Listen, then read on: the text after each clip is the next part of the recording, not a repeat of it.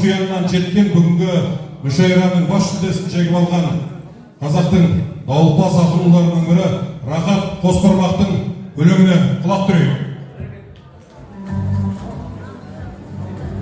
Армысыздар, ардақты әлеумет, Райымбек ауданының 90 жылдық, Мұқағали Мақатаев ағамыздың 95 жылдық торғауы тойы құтты болсын.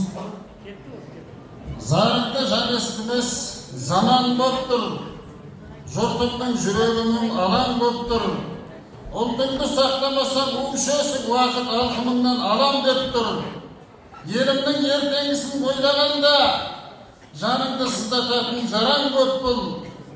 Намысын шарпыстаған қазақ үшін Нарынқол мені де бір балам деп біл.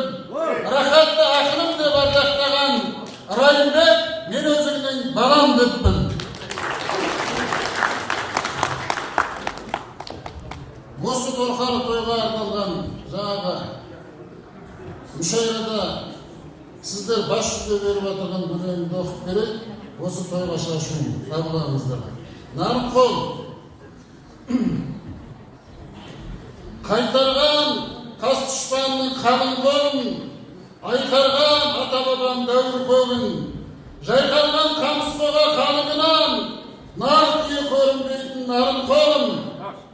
Қазағым осы жерде көктесін деп, қысық көз қия шауып өтпесін деп, шетіне шекараның орнатқандай шет бұзып шектен шығып кетпесін деп, пашырдың шалбөбенің жайлауынай, сансыз құш сандуғаштай сайрауынай, жарықтық бұл дүниеде жер жетеме, жайнаған Нарынқолдың аймағынай, Байынқол бар өзеннің басысында, Қаракөл Қаракөздің жасысында, Текес пен шалбөбесу тұзкөл ақкөл, көргенде жанарыңнан жас ұшырды. Қақшиған қандаңыры ой басындай, қақары қарымөктің шайнасындай, төменнен көргің келсе биікті деп, тәңірдің тастай салған айнасындай. Кең жазық керіледі айғасындай, қияның алып қашар қайғасырғай. Оқшиған сәукелешің озалғаты, Райымбек бабамыздың найзасындай.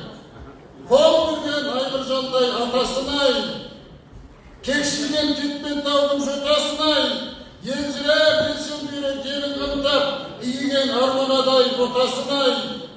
Жайғасқан жазираның күн бетіне, ұшады тұман болып ру бетіне, теріске Алатаудың тәрісінде, Текестің сөз жетеме суретіне.